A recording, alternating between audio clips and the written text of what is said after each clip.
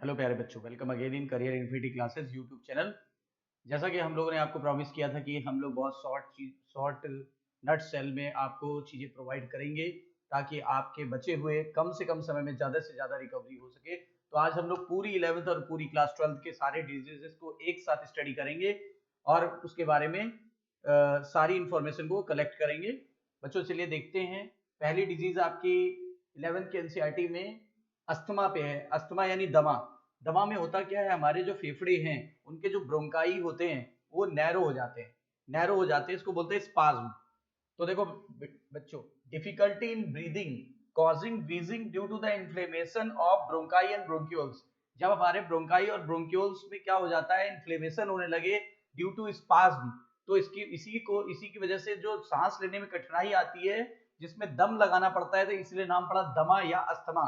और इसका मेन कारण एलर्जी भी हो सकती है डस्ट से। ठीक है बच्चों। प्यारे बच्चों, welcome again in career infinity classes YouTube channel. जैसा कि हम लोगों ने आपको प्रॉमिस किया था कि हर एक वीडियो में हम लोग आपको नट सेल में चीजें प्रोवाइड करेंगे और पूरी क्लास 11th और क्लास 12th के एनसीईआरटी को कवर करेंगे। तो आज हम लोग कवर कर रहे हैं डिजीजेस को। प्यारे बच्चों, बिना टाइम गवाए पहले हम लोग क्लास 11th की डिजीजेस को कवर करेंगे, जो कि ज्यादातर ह्यूमन फिजियोलॉजी में दी हुई है। पहली डिजीज का नाम है अस्थमा। अस्थमा यानी दमा।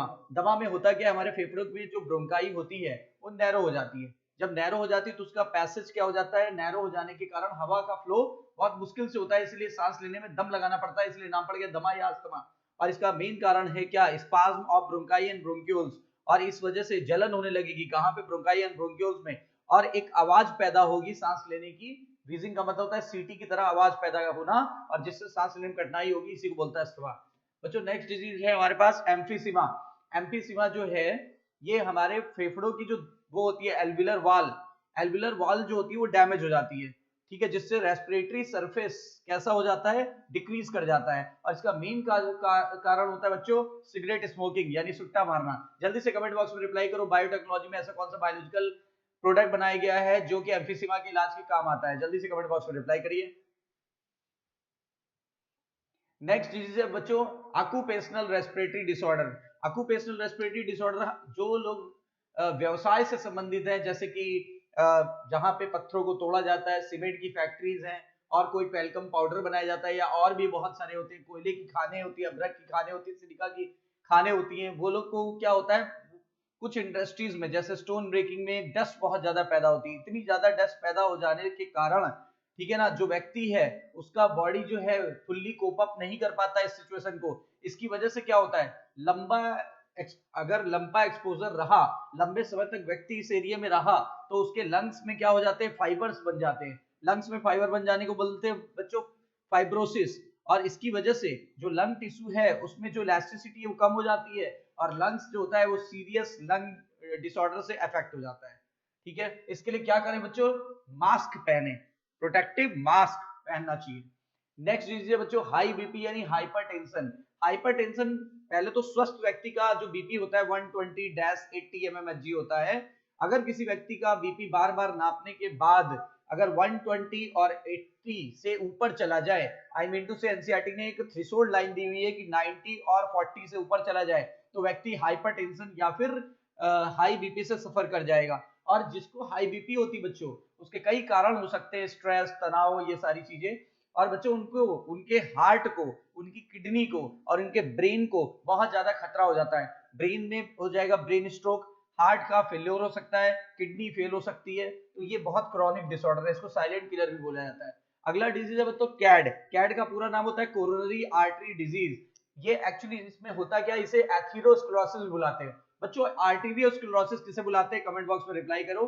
और आर्टेरियोस्क्लेरोसिस में बता देता हूं वो एज रिलेटेड प्रॉब्लम है, जबकि ये एज रिलेटेड प्रॉब्लम नहीं है। इसमें होता क्या, जो हमारे हार्ट को कोरोनरी आर्टरी जो ब्लड सप्लाई कर रही होती है, उसके अंदर कुछ चीजें जमा हो जाती हैं। क्या क्या जमा हो जाता है, कैल्शियम आयन, देखिए, और क्या जमा हो गया, फैट यानी बैड कोलेस्ट्रॉल वगैरह जमा हो जाता है। उसके अलावा देखो कोलेस्ट्रॉल की बात मैंने कर ली। उसके अलावा फाइब्रस टिश्यू जो कि फेफड़ों में जम गए थे, वैसे यहाँ पर भी फाइब्रस टिश्यू जम जाते हैं। फाइब्रस टिश्यू जम जाने के कारण आप देख पा रहे हो जो ब्लड फ्लो है वो कम हो जाता है। अब इनकी जो हार्ट की मसल है उसको ब्लड फ्लो न मिल पाने के कारण हार्ट प्रॉपर काम नहीं कर पाता। इसी वजह से हो जाता है हार्ट अटैक, जिसको मायोकार्डियल इंफारेक्शन भी कहते हैं, याद रखिएगा। और आपको कमेंट करना है अगर इस ब्लड को क्लॉट करना हो तो 12th के एनसीईआरटी के माइक्रोस इन ह्यूमन वेलफेयर नाम के चैप्टर में यहाँ पर चीजें दी हुई हैं, जल्दी से कमेंट बॉक्स में करो। इसको गलाने के लिए हम कौन सा एंजाइम का इस्तेमाल करते हैं, उसको किस माइक्रोब से निकाला जाता है। प्यारे बच्चों, अगली डिजीज दी है एनसीईआरटी में, एंजाइना। एंजाइना में होता क्या, बहुत तेजी से हार्ट में या चेस्ट में बहुत पेन होता है। तो देखो लिखा है acute chest pain appears where no enough oxygen is reaching to the heart muscle. जब हार्ट की मसल में ऑक्सीजन बहुत ज्यादा नहीं मिलती तो यार टाइटनेस सा फील होने लगता है, बहुत तेजी से दर्द होने लगता है, और व्यक्ति अक्सर कंफ्यूज हो जाता है कि उसको हार्ट अटैक हुआ है। लेकिन हाँ, इसको लाइटली नहीं लेना चाहिए, इसका कंप्लीट डॉक्टर के पास जाके कंसल्टेशन लेना चाहिए, वरना जान भी जा सकती है। हार्ट फेल्योर, बच्चों हार्ट अटैक अलग होता है, हार्ट फेल्योर अलग होता है, कार्डियक अरेस्ट अलग होता है। हार्ट हार्ट अटैक क्या था, कैड यानी एथेरोस्क्लेरोसिस के कारण हुआ था, जहां पे हार्ट की वाल में जो ब्लड सप्लाई थी वो कम हो जा रही थी, इस वजह से हार्ट अटैक का खतरा बना था। जबकि यहाँ क्या होता है, यहाँ पर हार्ट फेल्योर में होता क्या है, हार्ट जितना बॉडी को ब्लड पंप करना चाहता है उतना ब्लड पंप नहीं कर पा रहा है, इस वजह से क्या हो जाता है, हार्ट अपना काम करने से फेल हो रहा है, इसलिए बोलते हैं इसको हार्ट फेल्योर। देखो लिखा है state of heart when it is not pumping blood effectively enough to meet the need of the body। मतलब बॉडी को जितना चाहिए उतना ब्लड ये पंप करने में असमर्थ है, इसीलिए हार्ट अपना काम करने से फेल हो रहा है, and that is why known as heart failure. और एक बच्चों आता है कार्डियक अरेस्ट। कार्डियक अरेस्ट में क्या होता है, जब किसी का हार्ट बीट ही बंद कर दे तो उसको बोलते हैं कार्डियक अरेस्ट। जब किसी का हार्ट बीट करना बंद कर दे तो इस चीज को क्या बोलते हैं, कार्डियक अरेस्ट। अगला है यूरेमिया। जब किसी की किडनी में माल फंक्शनिंग हो जाए, यानी कि कुपोषण हो जाए, यानी उसको सही से नरिशमेंट ना मिले, तो ये क्या हो जाता है, किडनी जो हो जाती है वो फेल होने लगती है। अगर किडनी फेल हो गई तो यूरिया जो है बॉडी के अंदर बढ़ जाएगा। अगर यूरिया ब्लड में बढ़ गया तो क्या हो जाएगा, इस कंडीशन को यूरीमिया कहते हैं, और यूरीमिया बहुत ही खतरनाक होता है। ठीक है, इसकी वजह से किडनी फेल हो सकती है। इस तरह के पेशेंट को हीमोडायलिसिस के लिए भेजा जाता है, और इसके लिए जो मशीन का इक्विपमेंट का इस्तेमाल करते हैं उसका नाम कमेंट बॉक्स में रिप्लाई करिए, और उसमें कौन सी मेम्ब्रेन का इस्तेमाल किया जाता है बच्चों, ये भी आप कमेंट बॉक्स में रिप्लाई करिए। नेक्स्ट डिजीज है रीनल कैलकुली। इसका मतलब कि पथरी, यानी आपकी किडनी में जो पथरी हो जाती है उसको बोला गया रीनल कैलकुली। इसमें होता क्या है, इसमें insoluble mass of crystallised salt जैसे कि कैल्शियम ऑक्सलेट, सोडियम ऑक्सलेट, ये सारा इकट्ठा हो जाता है। कहाँ पे, किडनी में। देखो ये पत्थर जैसे दिखाई जा रहे हैं, इसकी वजह से ऑब्स्ट्रैकल आ जाता है और हमारी किडनी में बहुत चुभन होती है और बहुत ज्यादा असहनीय पेन होता है, और इस तरह से इसको फिर या तो ऑपरेट करके या तो किसी मेडिसिन की मदद से इसको गला दिया जाता है। अगला है बच्चों यूरिन से रिलेटेड प्रॉब्लम। यूरिन से रिलेटेड प्रॉब्लम में आपको एक डायबिटीज मिलाइटस दिया है, जल्दी से कमेंट बॉक्स में करो डायबिटीज मिलाइटस का कारण क्या है, किस वजह से ये होता है, यानी कौन से हार्मोन की कमी से होता है। क्या डायबिटीज मिलाइटस और डायबिटीज इंसिपिडस सेम है, कमेंट बॉक्स में रिप्लाई करिए। और बच्चों इसमें होता क्या है, जिस व्यक्ति को डायबिटीज हो जाता है यानी मधुमेह रोग हो जाता है, डायबिटीज मिलाइटस बोलते हैं, उसके अंदर क्या हो जाता है, उसके अंदर बॉडी जो होती है इंसुलिन की कमी के कारण क्या नहीं ले पाती है, कार्बोहाइड्रेट का उपयोग नहीं कर पाती, इसलिए कार्बोहाइड्रेट ब्लड में बढ़ जाता है, इसलिए हाइपरग्लाइसीमिया हो जाता है। हाइपरग्लाइसीमिया की वजह से किडनी इसको छान छान के निकालने लगती है, इसको बोलते हैं ग्लाइकोसूरिया, यानी ग्लाइकोसूरिया हो गया। और जब ग्लूकोज हमारी बॉडी के अंदर बेकार में वेस्ट हो रहा है तो हमारे सेल को एनर्जी कैसे मिलेगी, एनर्जी मिलेगी फैट से, और फैट जब भी ऑक्सीडाइज होता है कीटोन बॉडीज बनती है, और कीटोन बॉडीज टॉक्सिक होती हैं, जहरीली होती हैं, इसलिए उसे किडनी छान के निकालने लगती है, इसीलिए इसको बोलते हैं कीटोन्यूरिया। तो glycosuria and ketonuria is the unique characteristic of the diabetes mellitus which is caused due to the deficiency of insulin. बच्चों इंसुलिन और इनुलिन में अंतर बताइए। ग्लोमेरुलोनेफ्राइटिस नाम से क्लियर हो रहा है, अगर किसी भी नाम के आगे आइटिस लग जाए तो आइटिस का मतलब होता है क्या, जलन, और जलन का मतलब होता है इन्फ्लेमेशन, और इन्फ्लेमेशन कहाँ की हो रही है, देखो आइटिस लगा हुआ है नाम के आगे, तो इन्फ्लेमेशन ऑफ ग्लोमेरुलस, ग्लोमेरुलस में जलन होना क्या कहलाता है, ग्लोमेरुलोनेफ्राइटिस, और ये होता है बैक्टीरियल डिसऑर्डर से। ठीक है, अगला डिजीज है बच्चों माइस्थीनिया ग्रेविस, जो कि ऑटो इम्यून डिसऑर्डर है, और ये इसमें होता क्या, हमारा जो नर्वस और मस्कुलर का जो जंक्शन है जिसको बोलते हैं न्यूरोमस्कुलर जंक्शन, वो न्यूरोमस्कुलर जंक्शन हमारा इफेक्ट हो जाता है, जिसकी वजह से थकावट हो जाती है, और उसकी वजह से क्या हो जाता है, पैरालिसिस हो जाती है, और हमारी मसल्स जो होती है वो वीक रह जाती हैं, ये इसके प्राइमरी सिम्टम्स हैं। और ये क्वेश्चन भी पूछा जा सकता है, ये कौन सी मसल को होता है, कार्डियक मसल, स्मूथ मसल या skeletal muscle? Answer comment box में रिप्लाई करिए। वैसे ये इसका आंसर दिया हुआ है। मस्कुलर डिस्ट्रॉफी, बच्चों मस्कुलर डिस्ट्रॉफी क्या होती है? एक आनुवंशिक रोग है, यानी जेनेटिक डिसऑर्डर है। आप कमेंट बॉक्स में रिप्लाई करिए कि ये कौन सा आनुवंशिक रोग है। Autosomal recessive, autosomal dominant, x linked recessive, x linked dominant? जल्दी से कमेंट बॉक्स में रिप्लाई करिए। इसमें होता क्या है, हमारे अंदर जो डिस्ट्रोफिन प्रोटीन है वो बनाने वाला जीन डिफेक्टिव रह जाता है, ईदर बाय द म्यूटेशन और बाय द डिलीशन। इसी वजह से डिस्ट्रोफिन प्रोटीन न बन पाने के कारण हमारी मसल जो होती है वो सही से मैच्योर नहीं हो पाती है, सही से काम नहीं कर पाती, तो इसको बोलते हैं मस्कुलर डिस्ट्रॉफी। इसमें लगातार स्केलेटल मसल डीजनरेट होने लगती है। अगला है टिटेनी। बच्चों टिटेनी में क्या होता है, जब किसी व्यक्ति में कैल्शियम आयन का जो काउंट है वो काफी कम होने लगता है, तो उसके अचानक मसल्स में वाइल्ड कॉन्ट्रैक्शन होने लगते हैं, यानी रैपिड स्पाज्म। इसी को बोलते हैं हम लोग क्या, इसी को बोलते हैं टिटेनी। आर्थराइटिस में क्या होता है बच्चों, ये ऐसा शब्द है सब लोगों ने सुना होगा। आर्थराइटिस का मतलब होता है क्या, आइटिस लग गया मतलब इन्फ्लेमेशन। बच्चों इन्फ्लेमेशन, और आर्थो का मतलब होता है क्या, ज्वाइंट्स। ज्वाइंट्स की स्टडी को आर्थो बोलते हैं, इसका मतलब इसे बोलेंगे आर्थराइटिस। तो यानी ये एज रिलेटेड प्रॉब्लम है, उम्र के अनुसार होती है, अक्सर बूढ़े लोगों में होती है, या फिर जो ज्यादा वो रनिंग वगैरह करते हैं उनको हो सकती है। और आर्थराइटिस में ज्वाइंट्स में इन्फ्लेमेशन होने लगेगी। एक है ऑस्टियोपोरोसिस। बच्चों हमारा हड्डियों के अंदर सामान्यतः छोटे छोटे स्पॉन्ज लाइक पोर्स पाए जाते हैं, लेकिन होता क्या है, कभी कभी इन पोर्स के अंदर बड़ी बड़ी कैविटीज बन जाती है। ऐसा क्यों होता है, जो अंदर के मिनरल है वो बाहर निकल आते हैं, वो ब्लड में चले जाते हैं। ऐसा बहुत सारे हार्मोनल डिसबैलेंस से हो सकता है, ऐसा उम्र के अनुसार भी हो सकता है। तो कह रहा है उम्र बढ़ने पर हमारा बोन का जो बायोमास है या बोन का जो मास है वो घटने लगेगा, और इस वजह से जो हड्डियों के टूटने का चांस है, फ्रैक्चर का चांस है, वो बढ़ने लगेगा। बच्चों ऐसा फीमेल में मीनोपॉज के बाद हो जाता है, क्योंकि फीमेल में मीनोपॉज के बाद एस्ट्रोजन का लेवल कम हो जाता है, और इसकी वजह से कैल्शियम का जो लेवल है, ठीक है ना, बोन के अंदर वो कम होने लगता है, और इस वजह से फीमेल जब मीनोपॉज में जाती हैं तो उनको ऑस्टियोपोरोसिस की समस्या बहुत कॉमन हो जाती है। बच्चों गाउटी का मतलब होता है जो हमारे छोटे छोटे ज्वाइंट है, इनके बीच में यूरिक एसिड के इनसॉल्युबल क्रिस्टल इकट्ठा हो जाते हैं। ऐसा प्रोटीन की बहुत ज्यादा डाइट लेने से हो जाता है बच्चों, या फिर किसी बहुत सारे अननोन कारण है उसकी वजह से हो सकता है। तो इसमें हमारे छोटे ज्वाइंट्स के बीच में देखो यूरिक एसिड के क्रिस्टल जमा हो गए हैं, क्लियर, इसीलिए बोलते हैं इसको गाउटी आर्थराइटिस। आर्थराइटिस इसमें भी लगा होता है, गाउट लिखा है पर पूरा नाम है गाउटी आर्थराइटिस। और गाउटी आर्थराइटिस में इन्फ्लेमेशन होगी कहां पे, स्मॉल ज्वाइंट में, और इसका कारण होगा क्या, यूरिक एसिड के क्रिस्टल का इकट्ठा हो जाना, या फिर एबनॉर्मल प्यूरिन मेटाबॉलिज्म। ये एनसीईआरटी में नहीं दिया है लेकिन क्वेश्चन आया हुआ है, एबनॉर्मल प्यूरिन मेटाबॉलिज्म। ड्वार्फिज्म, देखो इस व्यक्ति की हाइट काफी कम रह गई, जापान का व्यक्ति है पर इसकी हाइट देखो बिल्कुल कम है, तो इसका मतलब इसमें ग्रोथ हार्मोन कम निकला होगा। जब इसके अंदर डेवलपमेंट हो रहा था तो इसके अंदर ग्रोथ हार्मोन काफी कम निकला होगा, इसीलिए इसको हो गया क्या, dwarfism. Low secretion of growth hormone result in stunted growth, बहुत धीरे धीरे ग्रोथ हुई, इसका परिणाम क्या हुआ, इसको पिट्यूटरी ड्वार्फिज्म बोलते हैं, पिट्यूटरी ड्वार्फिज्म। बच्चों एक ड्वार्फिज्म थायराइड के केस में भी होता है, उसको क्या बोलते हैं, कमेंट बॉक्स में रिप्लाई करिए।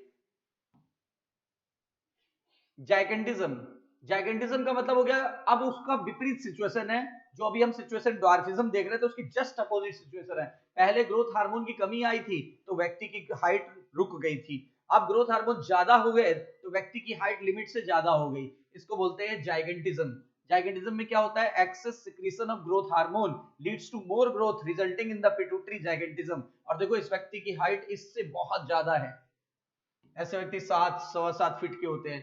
एक्रोमिगेली क्या होता है, एक्रोमिगेली में देखो सामान्य व्यक्ति का चेहरा बिल्कुल नॉर्मल होता है, लेकिन इसमें क्या हो गया, कुछ पोर्शन फेस के बढ़ गए, जैसे प्रोमिनेंट फोरहेड हो गया, जैसे इनलार्ज नोज हो गया, जैसे इनलार्ज लिप एंड टंग हो गया, जैसे prominent chin and jaw line हो गई, स्पेशली फेशियल बोन में ज्यादा वृद्धि होने लगती थी। बेस्ट एग्जांपल है खली, जो कि रेसलर है, तो खली उसका देखो एब्नॉर्मल है। तो excess secretion of growth hormone in adults, especially in middle age, can result in the severe disfigurement, मतलब फिगर बिगड़ जाता है। डिसफिगरमेंट का मतलब होता है आपका सामान्य फिगर से असामान्य हो गया, और इसमें क्या होता है, स्पेशली चेहरे में होता है, और एक्रोमेगाली बोलते हैं, और इसमें क्या होता है, बहुत सारा सीरियस डिसऑर्डर हो जाता है, और अगर कई वर्षों तक तो ये पता ही नहीं चलता, और जब पता चलता है तो बहुत मुश्किल हो जाती है, तब तक तो सारे अंग बढ़ चुके होते हैं, यानी बहुत खतरा बढ़ जाता है। इसीलिए अगर इसे नहीं रोका गया तो डेथ भी हो सकती है। अगला है बच्चों क्रिटिनिज्म। मैं यही आपसे पूछ रहा था कि क्रिटिनिज्म वो कि एक जगह और भी ग्रोथ रुकी थी, उसे क्रिटिनिज्म बोला गया था। ये क्रिटिनिज्म किसकी वजह से होता है? ये क्रिटिनिज्म होता है थायराइड के कम सिक्रीशन से, यानी थायराइड ग्लैंड का जो थायरॉक्सिन है वो कम मात्रा में सिक्रीट हो रहा है। कमेंट बॉक्स में रिप्लाई करिए, थायरॉक्सिन किसको बोलते हैं? T3 को कि T4 को? कमेंट बॉक्स में रिप्लाई करिए। Hypothyroidism during pregnancy cause defective development and maturation of growing baby. जब किसी फीमेल के अंदर जो कि प्रेग्नेंट है, अगर उसके अंदर हाइपोथायरॉयडिज्म हो गया, यानी थायरॉक्सिन का सिक्रीशन घट गया, तो उस फीमेल में बच्चे पे बहुत बुरा असर पड़ता है। बच्चे की जो ग्रोथ होती है वो काफी कम हो जाती है, बच्चे का शारीरिक और मानसिक विकास रुक जाता है। ऐसे बच्चे मेंटली रिटार्डेड होते हैं, उनका आईक्यू लो होता है। देखो, मेंटल रिटार्डेशन और स्टंटेड ग्रोथ, शारीरिक विकास रुका, मानसिक विकास रुका, और इनकी आईक्यू अधिक अच्छी होगी कि घटिया? भैया, जब मानसिक विकास ही रुक गया तो आईक्यू अच्छी कैसे हो सकती है? आईक्यू तो घटिया ही होगी। इसका मतलब और क्या होगा? और इस तरह से जब इनका मानसिक विकास रुका तो मस्तिष्क का विकास भी रुका होगा, ब्रेन का विकास भी रुका होगा। ब्रेन के विकास के रुक जाने से ना तो ये व्यक्ति बोल सकता है और ना ये सुन सकता है, यानी डी फॉर म्यूटिज्म होगा, डी फॉर म्यूटिज्म। और एबनॉर्मल स्किन पिगमेंटेशन हो जाएगा, यानी कहीं पे धब्बे धब्बे पड़ जाएंगे, पिगमेंट कहीं ज्यादा बनेंगे कहीं कम बनेंगे, ये इसमें होता है। ग्वाइटर में क्या होता है देख पा रहे हो? हम लोग का गर्दन नॉर्मल है, इस व्यक्ति का गर्दन देखो यहाँ पे फूल गया है। एक्चुअली गर्दन में होती है कौन सी ग्लैंड? गर्दन में होती है थायराइड ग्लैंड, नेक में होती है थायराइड ग्लैंड। ये थायराइड ग्लैंड क्या होती है? आयोडीन ना लेने पर, खाने में आयोडीन ना लेने पर, स्पेशली हिल स्टेशंस पर, यानी कि जो ये वाले तराई वाले क्षेत्र हैं, वहां पर क्या हो जाता है? आयोडीन की कमी होती है उसमें, भोजन में। तो जब आयोडीन की कमी हो जाएगी तो ये ग्लैंड थायरॉक्सिन बनाने के लिए अपने आप को मल्टीप्लाई करा लेती है, और इस वजह से ग्लैंड में सूजन आ जाती है और ये नेक से बाहर की तरफ दिखाई देने लगता है, और इसी को बोलते हैं ग्वाइटर। और ग्वाइटर जो होता है ये आयोडीन की कमी से हो जाता है। ग्रेव डिजीज बच्चों क्या होती है? ग्रेव डिजीज में क्या देख रहे हो? ये एक लड़की है, इसमें देखो क्या है, बहुत आंखें एकदम फटी फटी सी हैं, आंखों के चारों तरफ लालपन सा रहता है, आंखें बल्ज आउट हो जाती हैं, और जो आईज होती है वो रिट्रैक्टेड हो जाती हैं, यानी सूजन वगैरह आ जाती है आंखों के नीचे। देखो, एक्सोप्थेल्मिक ग्वाइटर बोल रहे हैं, क्यों? एक्सो मतलब बाहर आना, ऑप्थेल्मा मतलब आंखें, आई बॉल बाहर आ गया क्योंकि आंखों के पीछे फैट का डिपोजिशन हो गया है, इसलिए इसको बोला गया एक्सोप्थेल्मिक ग्वाइटर। और ये इसका कारण क्या है? हाइपर सिक्रीशन ऑफ थायरॉक्सिन की हाइपो सिक्रीशन। हाइपर सिक्रीशन यानी अत्यधिक स्राव का बढ़ना, ठीक है। फिर लिखा है enlargement of thyroid gland, thyroid gland भी बढ़ जाएगी, और आई बॉल बाहर की तरफ प्रोट्रूड हो जाएगा, और क्या हो जाएगा? आंखों में लालपन सा रहेगा, और इंक्रीज बीएमआर, व्यक्ति का बीएमआर बढ़ जाएगा। Thyroxine is directly proportional to basal metabolic rate, यानी बीएमआर। तो जब ये थायरॉक्सिन बढ़ गया है तो फिर क्या बीएमआर भी बढ़ जाएगी, घट जाएगी? बीएमआर बढ़ जाएगी, और क्या हो जाएगा? और वेट का लॉस होता है। बच्चों, अगर हाइपोथायरॉयडिज्म हुआ तो वेट गेन होता है, हाइपरथायरॉयडिज्म हो गया तो वेट लॉस होता है। इसीलिए तेजी से वेट लॉस होने की वजह से इसको बोला जाता है ग्रेव डिजीज। ग्रेव का मतलब तो चिंता होता है, तो चिंता में हमेशा वेट लॉस हो जाता है, इसीलिए इसको बोला गया grave disease. Addison disease, Addison disease Thomas Addison ने खोजा था, ठीक है ना, और उन्होंने उन्हीं के नाम पे इसको नाम दिया गया। जब हमारे एड्रीनल कॉर्टेक्स से हार्मोन्स की मात्रा कम सिक्रीट होने लगती है, यानी under production of hormone by the adrenal gland, तो इसकी वजह से हो जाता है एडिसन डिजीज। इसमें कौन सा मेटाबॉलिज्म अफेक्ट हो जाता है? कार्बोहाइड्रेट मेटाबॉलिज्म अफेक्ट हो जाता है, यानी कार्बोहाइड्रेट मेटाबॉलिज्म डिस्टर्ब होने से लगातार बहुत ज्यादा कमजोरी सी फील होगी, और क्या होगा? बहुत ज्यादा थकावट सी फील होगी, और इसी को एडिसन के नाम पे एडिसन डिजीज बोला गया। बच्चों, अगली डिजीज का नाम है डायबिटीज मिलाइटस, जो कि हम डिस्कस कर चुके हैं। इसमें लगातार हाइपर ग्लाइसीमिया होती है, ये इंसुलिन की कमी से होता है, और फिर बोला गया ग्लूकोज यूरिन से बाहर आने लगेगा, यानी ग्लाइकोसूरिया की तरफ इशारा कर रहा है, फिर कीटोन्यूरिया की तरफ देखो इशारा कर रहा है, और बोल रहा है इसका एक ही उपाय है, इंसुलिन का इंजेक्शन लिया जाए। बच्चों बताओ, इंसुलिन की टैबलेट क्यों नहीं ली जाती? और पहली बार इंसुलिन, ह्यूमन इंसुलिन बायोटेक द्वारा पहली बार किस कंपनी ने किस ईयर में बनाई थी? जल्दी से कमेंट बॉक्स में रिप्लाई करियो। एसटीडी बच्चों, एड्स जो होता है, एचआईवी, एसटीडी को एसटीआई भी कहते हैं, सेक्सुअली ट्रांसमिटेड डिजीज या सेक्सुअली ट्रांसमिटेड इन्फेक्शन, बच्चों इसको वीडी और आरटीआई भी कहते हैं, वीडी या आरटीआई। कमेंट बॉक्स में रिप्लाई करिए कि वीडी का फुल नेम क्या होता है। एड्स, जिसको एड्स का कारण है एचआईवी, ह्यूमन इम्यूनोडेफिशिएंसी वायरस, और genital herpes human simplex virus HSV से होता है, जबकि genital wards HPV human papilloma virus से होता है। हेपेटाइटिस बी एचबीवी से होता है, यानी हेपेटाइटिस बी वायरस, और गोनोरिया निसीरिया गोनोरी नाम के बैक्टीरिया से होता है। सिफिलिस ट्रिपेनोमा पैलिडम नाम के बैक्टीरिया से होता है। ट्राइकोमोनियासिस ट्राइकोमोनास नाम के प्रोटोजोअन से होता है। तो बच्चों ये और ये वायरल है, ये और ये बैक्टीरियल है, और ये कैसी है, प्रोटोजोअन। एनसीईआरटी में नाम नहीं दिए गए लेकिन पूछा जा सकता है और ये क्वेश्चन मैचिंग में आने की संभावना है। बच्चों मस्टर्ड और व्हीट रस्ट डिजीज, मस्टर्ड और व्हीट रस्ट डिजीज, तो बच्चों मस्टर्ड में जो व्हाइट रस्ट होता है उसका मेन कारण है क्या, white spot disease of mustard. ये वो जो होता है उसका कारण है एल्ब्यूगो कैंडिडा, जो कि एक पैरासिटिक फंजाई है, मस्टर्ड के पत्तियों पे ग्रो करती है। और बच्चों ये जो गेहूं का पौधा है इसके अंदर देखा होगा जंग जैसी लग जाती है, रस्ट जैसा लग जाता है, इसको बोलते हैं क्या, इसको बोलते हैं रस्ट डिजीज। और ये किससे होता है, कमेंट बॉक्स में रिप्लाई करो, जो कि वो भी एक पैरासिटिक फंजाई है। मैड काउ डिजीज, बच्चों आजकल प्रियॉन्स एक एबनॉर्मली फोल्डेड एजेंट के रूप में देखे गए जो कि वायरस वाले टॉपिक में दिए हुए हैं। इसमें होता क्या है, ये जो प्रियॉन्स होते हैं ये बिल्कुल लेटेस्ट अभी मेडिसिनल साइंस में खोजे गए हैं और न्यूरोलॉजिकल डिसऑर्डर कॉज करते हैं, एबनॉर्मली फोल्डेड प्रोटीन होते हैं, और इसकी वजह से मैड काउ डिजीज होता है। कौन सा डिजीज हुआ, मैड काउ डिजीज, जिसको बोलते हैं बोवीन स्पंजीफॉर्म इंसेफलोपैथी, बोवीन स्पंजीफॉर्म इंसेफलोपैथी, फिगर देखो दिया है, इसी को मैड काउ डिजीज भी बोलते हैं। इसी तरीके का हम लोगों में भी एक रोग होता है, हम लोगों में इसी के एनालोगस एक होस्ट वो होता है रोग, और इसको बोला गया है CJD, Creutzfeldt Jakob disease, Creutzfeldt Jakob disease. Colour blindness, बच्चों कलर ब्लाइंडनेस जेनेटिक्स में दिया हुआ है, colour blindness sex linked recessive disorder है।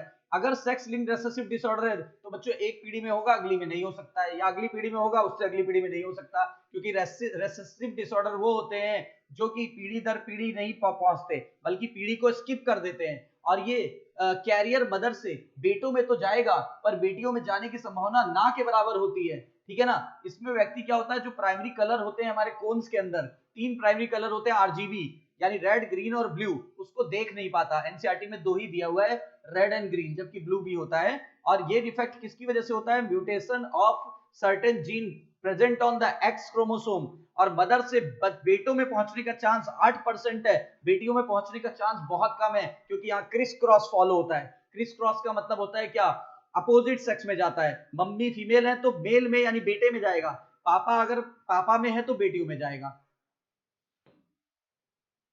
इसी तरीके का एक और डिसऑर्डर है हीमोफिलिया, ये भी बच्चों कलर ब्लाइंडनेस की तरह एक्स लिंक्ड रेसेसिव डिसऑर्डर है, यानी इसमें भी पीढ़ियां वो स्किप करेगी, और ये भी अनअफेक्टेड कैरियर फीमेल से बेटों में जाएगा, बेटियों में जाने की संभावना बड़ी कम है। इसमें क्या होता है, जो हमारी प्रोटीन को, जो हमारे लिए क्लॉटिंग प्रोटीन बनती है उसमें से क्या होता है, कोई एक प्रोटीन बनना बंद हो जाती है। मान लो 10 प्रोटीन बन रही है और चेन वाइज जुड़ी हुई है, किसी एक प्रोटीन के ना बनने से चेन टूट जाएगी और काम नहीं हो पाएगा। उसी तरह से लिखा है एक single protein that is the part of cascade of protein, यानी चेन ऑफ द प्रोटीन का पार्ट है, एक सिंगल प्रोटीन ना बन पाने के कारण ब्लड की क्लॉटिंग इफेक्ट हो जाती है। इसका मेन कारण होता है, इसकी वजह से होता क्या, जरा सा भी सिंपली कट लग गया लगातार नॉन स्टॉप ब्लीडिंग होगी, ठीक है ना।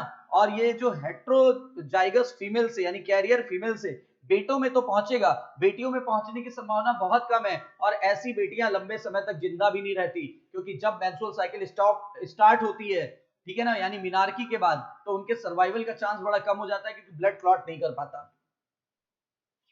सिकल सेल एनीमिया SCA, बच्चों इसमें होता क्या है, हमारे आरबीसी कैसे हैं, राउंडेड एंड बाई कॉनकेव, लेकिन इन केस में क्या होने लगता है, इस केस में जो आरबीसी होते हैं वो सिकल से हंसिया के आकार के हो जाते हैं। इसमें बच्चों हमारे पास ये जो देखो आप देख रहे हो GAG था, यहाँ CTC इसका कॉम्प्लीमेंट्री था, यहाँ देखो A की जगह T आ गया, T की जगह A आ गया, देखो ये T और A उल्टा हो गया, ये T इधर आ गया, A उधर चला गया, T ऊपर आ गया, A नीचे चला गया। इसकी वजह से इसका mRNA GAG बनता था, इसका mRNA GUG बनने लगा।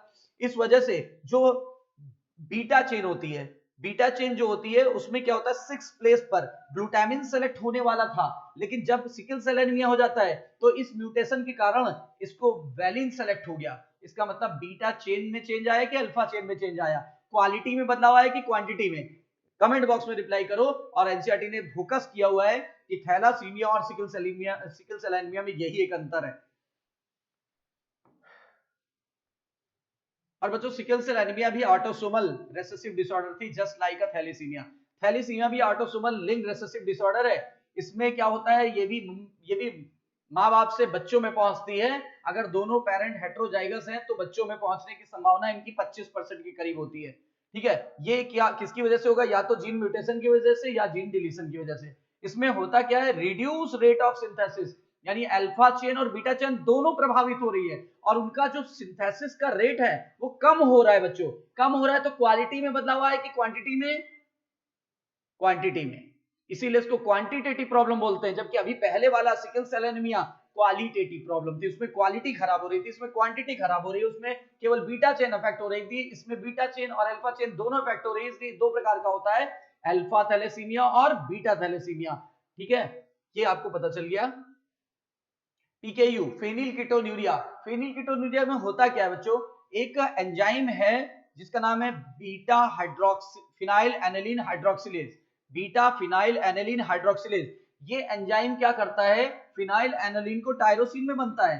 किसी कारण से ये एंजाइम ही नहीं बन रहा है। अगर एंजाइम नहीं बन रहा है तो व्यक्ति के अंदर फिनाइल एनिलीन इकट्ठा होने लगेगा और वो बदल जाएगा फिनाइल पायरुवेट और फिनाइल एसीटेट वगैरह में बदल जाएगा। और इनके इकट्ठा होने से व्यक्ति मेंटली रिटार्डेड हो जाता है और क्या हो जाता है, इसका उसके अंदर यूरिन से ये पास होने लगता है और किडनी में इसका पुअर एब्जॉर्प्शन होता है, मतलब किडनी फेलियर हो सकती है, स्किन पिगमेंटेशन हो सकता है, ये सारी समस्याएं क्रिएट हो सकती हैं।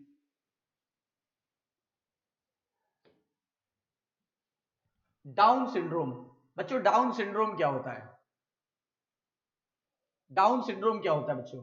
डाउन सिंड्रोम, सिंड्रोम्स क्या मेंडेलियन है कि नॉन मेंडेलियन? क्या सिंड्रोम्स मेंडल के रूल को फॉलो करते हैं? नहीं। डाउन सिंड्रोम में बच्चों क्या होता है, ये एक जेनेटिक डिसऑर्डर है जिसमें एक एडिशनल कॉपी आ गई। कहां पे आई है? 21वें नंबर क्रोमोसोम पे। 21 पे 2 क्रोमोसोम होने चाहिए थे, एक मम्मी का एक पापा का, वो भी ऑटोसोम। तो ये इसमें क्या हो गया, एक एडिशनल कॉपी आ गई। किसकी एडिशनल कॉपी आ गई? और एडिशनल कॉपी आ जाने की वजह से क्या हो गया, ये डाउन सिंड्रोम हो गया। और इसको लैंगडॉन डाउन ने 1866 में खोजा था। इसमें क्या होता है, flat back of head, blooded broad flat face, big and wrinkle tongue, big and wrinkle tongue, congenital heart disease, congenital heart disease. और क्या, पाम क्रीज हो जाता है, पाम क्रीज। ठीक है ना। और उसके बाद क्या हो जाता है, पाम क्रीज हो जाता है और बहुत सारे इस पे लूप्स दिखाई पड़ते हैं फिंगर पे, और कंजेनाइटल हार्ट डिसऑर्डर होता है।